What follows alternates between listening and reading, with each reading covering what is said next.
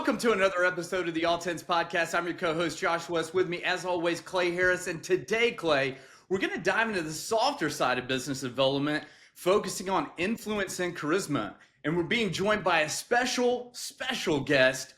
He coaches attorneys to win the business they want, not necessarily the business that they need. First, building confidence through powerful messaging backed by neuroscience. And then he works with them to develop strategies and processes that make money, save time, and eliminate frustrations. Welcome to the pod, Gary Johnson. Gary, thanks for joining us today. Thanks for having me, Josh and Clay. This is going to be fun. It will be. So I used the word neuroscience in your introduction, Gary. For our listeners out there, can you just help them understand what neuroscience is and how it applies to the work that you do? So neuroscience is really understanding how do we make decisions when it comes to marketing and business development, because the sad news is that marketing does not get us clients. Marketing actually brings in the awareness that we exist in the services that we provide, but it's what do we do once they become aware so that we can capture or close the business. And that's really where the neuroscience starts at the very, very beginning before marketing, and it goes all the way until end of engagement as well. Because if we can figure out how we make decisions, messaging is so much easier. It's so much clear and cut straight to it, right? And so when we can understand that, it's so much easier. You know, your confidence goes through the roof. You become more effective at what you do, and you make a whole lot more money. And that's really what we're trying to do. When you say, are you talking about from the perspective of the seller or the buyer, or some magical combination of both? From the buyer. Like, how is the buyer making the decision for your services? You know, so like for both of you, you guys are EOS implementers, right? And it's getting those companies to, one, be aware of you, and then understand how are they going to benefit by working with you. Because as we know this, then it makes our decisions that much easier, because every decision that we make, personally and business-wise, is based on how we will benefit. And if we can't articulate that to our potential clients, guess what? They're not going to work with you. They just won't, because they're going, oh, this is great, and we have systems, and we have processes, and we have things called rocks, and understanding what those are, and our meetings, and blah, blah, blah, blah, blah, blah, blah. And you go, okay, but what does that get me? If you cannot articulate what that gets me, I really don't care. As opposed to somebody else who says, yeah, processes and systems, here's what we do for you. We're going to make you more money. We're going to make you more efficient. We're going to make sure that you don't have as much turnover in your business. And they go, that's what I want. That's what I want. I don't care how the sausage is made. I just want to put the sausage in my mouth. Oh, wait, that was probably a bad analogy. Shit. So anyways, yeah. Along those lines, Gary, what are some of the most common and perhaps even intuitive mistakes that you see people making that you help them overcome? One of the biggest ones, just as like adding on to what I just said, is most people talk about the features of what they do. When somebody asks you, so Josh, what do you do for a living? You actually answer the question. This is what I do. I work with these people. I implement this. We go in, we meet on a monthly basis, and that is not the way to get to what we call the lizard or old brain of the decision-making of our brains. And instead, just, you know, what I do is I help companies of this size to be more profitable, to be more streamlined so that they can scale, they can grow, and they can provide a ton of abundance, not only for the business owners, but for all their employees. Oh, okay, that's what I want. And usually they'll go, how do you do that? And then you can talk about it, because the features actually complement, or they say, we do this and this is what you get. But what most people do is they go, I got that, this is what I do. And people don't care. I was really on the phone today. I was literally on the phone this morning with a guy who is attempting to build his business around like business intelligence software, right?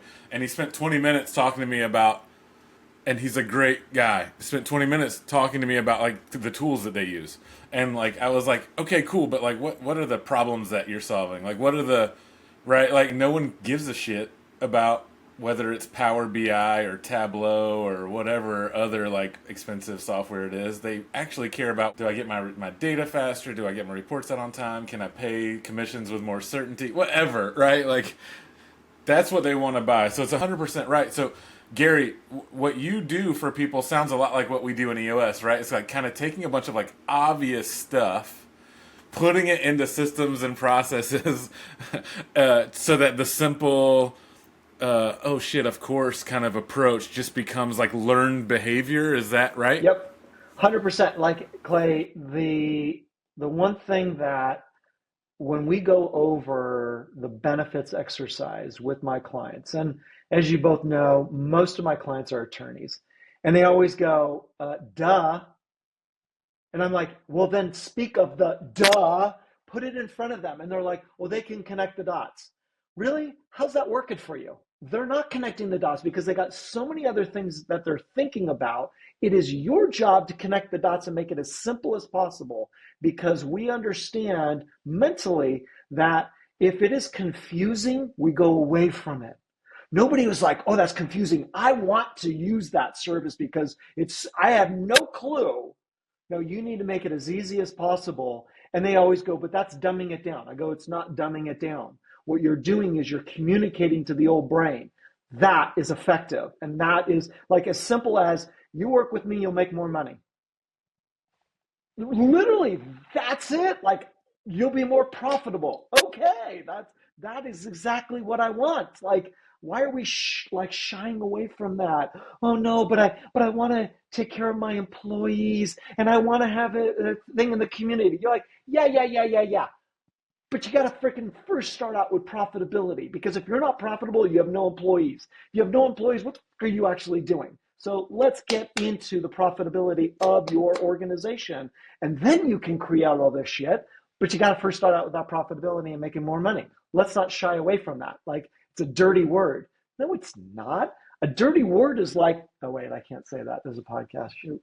So For our listeners, if you are only listening to us and not seeing the video, you are missing part of this. And I can attest to, when I first met Gary, he was one of the most charismatic and magnetizing people in the room, right? If Gary's in the room, you're going to want to talk to him.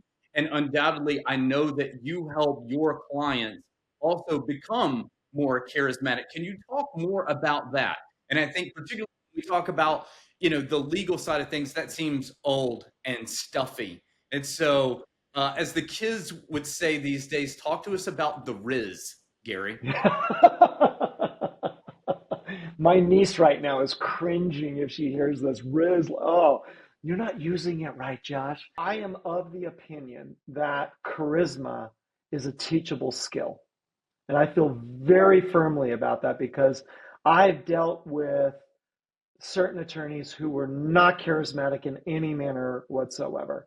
And to make them charismatic is one, a feat in and of itself, but it can be taught. And most of us think that, oh, he's just charismatic and it's natural. Okay, there's a part of that. Like, we do have certain characteristic traits that make us a little bit more charismatic. However, though, a lot of this can be taught. And also, there's this myth that in order to be charismatic, you need to be extroverted or outgoing. That is absolutely 100% false. I find the most charismatic individuals are actually the shy introverts, if they are using their introversion to their advantage. And one of those things is being an active listener. Now, a lot of people go, yeah, I'm an active listener. I listen to somebody drone on and on and on. No, that's being a listener, not an active listener. When you're an active listener, it's a give and take. And what are you doing in that give and take that is enabling you to influence that other person? And if we can really tap into those different things, it makes things so much easier. So for instance, like, one of the things that I teach my clients is how to be a masterful speaker. If that is one of their strengths. But how do you take it to another level? And I always say, you need to have 3 E's. Your presentation needs to educate, entertain, and engage. You have those 3, it's going to be so much easier. But as you are doing those 3 things, your charisma is actually coming out because you're engaging with other people. You're also entertaining them and you're giving them some value by educating them.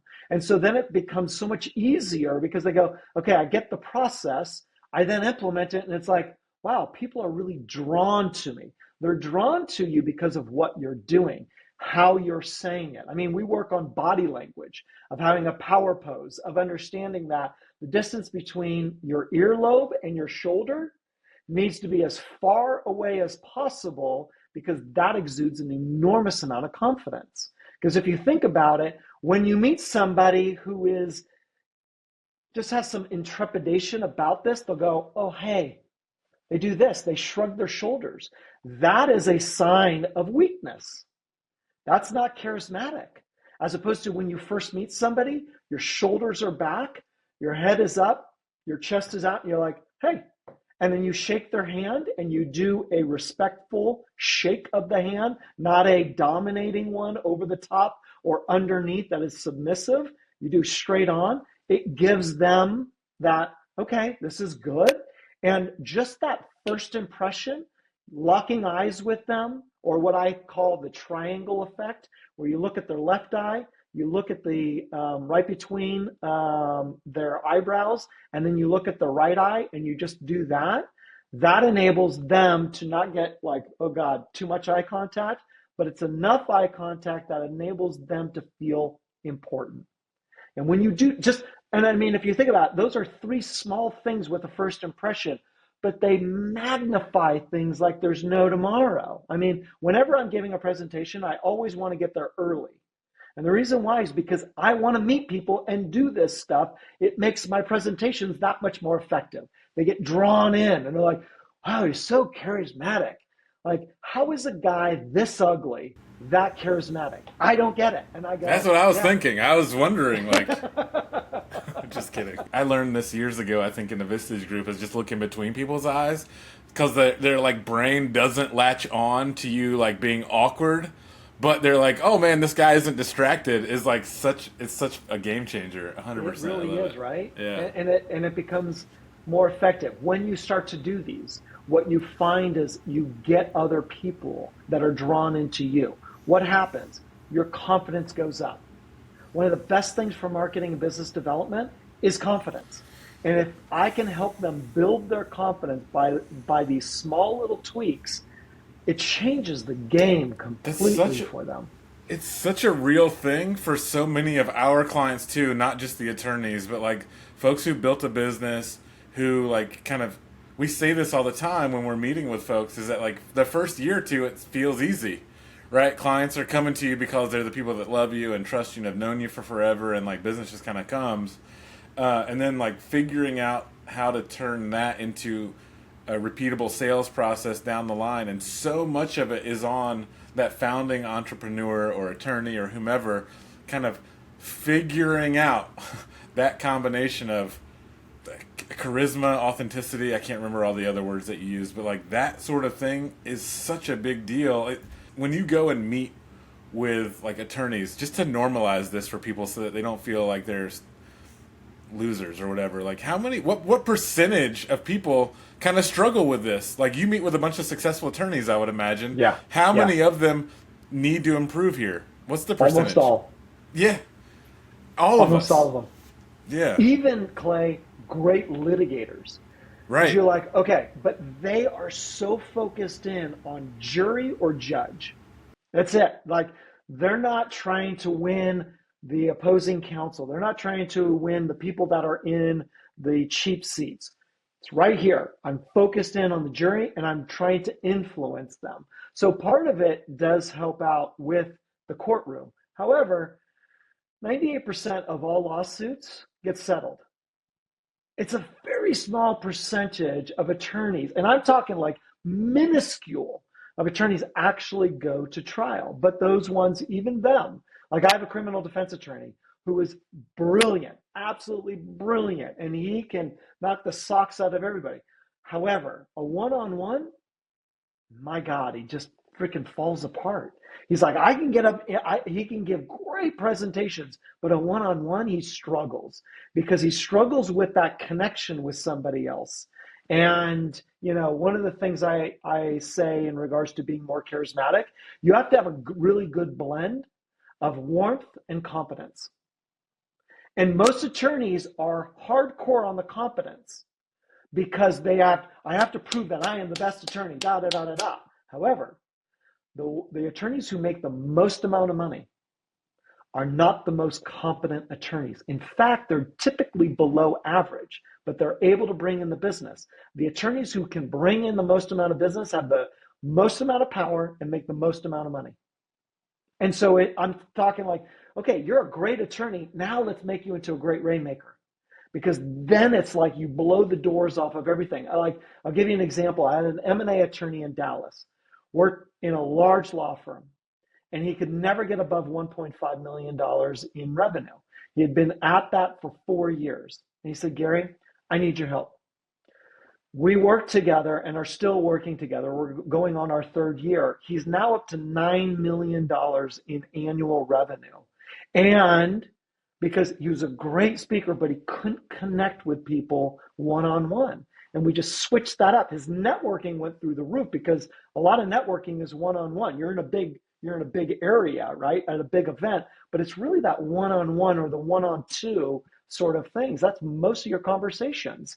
And so getting really good at that, he was able to ask the right questions, conduct, himself in the right way, and be a master storyteller so that people are like, oh, that's really good. That's really good. So it just brings it all together. Gary, at a high level, can you outline what your process is like to work with a client? Like someone comes to you like that gentleman and says, Gary, I need your help. What's your proven process that you take them through? Great question. We always start with foundational work. And I call foundational work is your personal branding and messaging. So, and the reason why we start with that, because that increases our confidence. When we can talk about what we do and we can intelligently get to the old brain, it makes all these strategies that much more effective. It's almost like those are have rocket fuel to them. So we always start with that is what's our foundational stuff, and I say personal branding and messaging. Once we have that secure, then we get into strategies. And the strategies are always based on their strengths. It's not based on you're a horrible speaker, you hate it, but this is the way you're going to get business. The good and bad part about marketing is that there are a lot of options that you can do. And it's good because there's a lot of options. It's bad because there's a lot of options, right? What do I do? And I always say, what do you feel drawn to? And then how do we make you great at those? Because most people are coming to me and they're like, I'm really good at this. All right, now let's take it to a whole nother level so that you're able to attract more of the clients that you want as opposed to the clients that you need. And then we do tactics and processes all within those strategies. And then the third element is accountability. Because I could give them these strategies all day long. If they don't implement it, it's just shit. How many books are written on sales and marketing? More than almost any other subject out there. Why do people struggle so much? Because one, they don't have a coach that's going, this isn't right for you. You need this. They go, oh yeah, okay. And they don't implement it. They read it as theory, but they actually don't implement it. It's the same thing with your guys' business. You give them, okay, here's the process in the system. If they don't implement it, and they go, Josh, I don't know why I'm not getting any results. I mean, you're like, because you're not implementing it. So we have to hold them accountable to doing those things. And that accountability allows the coaching aspect to come back into play because then we can, hey, this isn't working. This isn't working. Okay, let's tweak this up. Let's tweak this up. Or this is working really good. Let's put all of our effort into that. And it's that either the affirmation or how can I help you all starts to come together. That's the high level of how we work with them. Gary, the thing that I keep hearing you say that what's resonating with me is that there's like this baseline authenticity that matters, whether it's like doing what you're great at, like showing up with charisma, not fake charisma, like real, like this authenticity. And what I hear is that no one in the world is great by accident. They show up as themselves. They work hard to do it. When you can't quite figure it out, there's someone there to help. And that when you're kind of operating in that groove, right, of doing stuff that you really care about, doing it authentically, doing stuff that you want to be great at, and that you're practicing all the time, good stuff happens. And like I'm really appreciative. But normally I'm going to give you a heads up on this. Before we wrap up, we normally do a little nugget. If there's one thing for a listener to take away from the podcast, what would it be? But before we do that, Gary, if people want to get in touch with you and learn more about how you might be able to help them, what's the best way for them to be in contact? I would say two ways. One is LinkedIn. I do a weekly video post on there that is a quick 60 to 90 second video about marketing and business development. That's one way is to connect on there, but also shooting me an email, just a quick email. And my email address is garyj@j2marketingconsultants.com. I know it's long. But those are the two best ways to get a hold of me, and to just have a conversation. I mean, there's no selling that's going on. I'm not like, Josh, if you don't sign on this date, this contract is over. I don't do any of that stuff because I want to make sure it's the right fit. In coaching, if it's one-sided, it doesn't work. And so they need to be all in. They need to be like, if I always tell people, look, if you're not fired up about working together, tell me no. Like, tell me no, because I don't want to work with you, because your results are indicative of me, and I want to make sure that you're getting crushing results. So you need to be all in, and I need to understand you're all in. Besides just paying my my fees for my services, don't want that. I want somebody all in. Yeah, if it's not a hell yes, it's a hell no. Yeah. Cool. All right. Well, Gary, I appreciate you joining us today on the podcast. We're lucky to have you. Let's wrap it up with a nugget or two. People are listening today and they want to leave with one thing in their brain. Gary, what do you want it to be? I would say find out how your clients benefit from your services. Really dig deep. Like think of it as not the features, but the benefit. And sometimes that's a little wonky. Like, we don't charge as much as somebody else. That's how you benefit. No, that's not. What does that get me? Well, it helps me save money. Okay, that's a benefit. You could even go a little bit further. What does that get you? What does that get you? What does that get you? And as you start to go down that rabbit hole, you really can get to the crux of how do your clients benefit. You might even ask them, how do you benefit from our services, from your current clients? So that would be one thing. And another one is what you had just brought up, Clay, is be authentically yourself.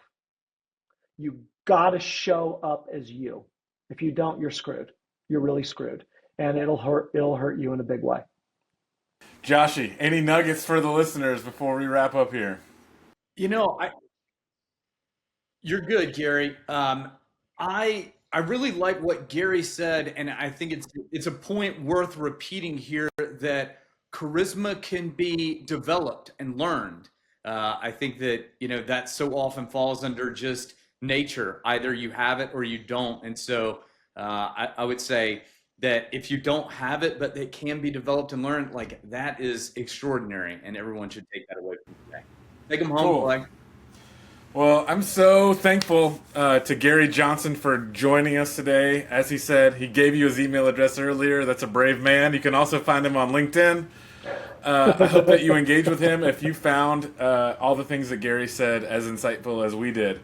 But until next time, my name is Clay. His name is Josh. We're so thankful to Gary. Like us, listen to us, rate us. We're always looking for good feedback on the podcast. I guess bad feedback too, whatever. We want all the feedback. And share us with your friends. If you have any ideas for guests, we'll take those too. But until next time, bye everybody. Thanks, guys. Bye.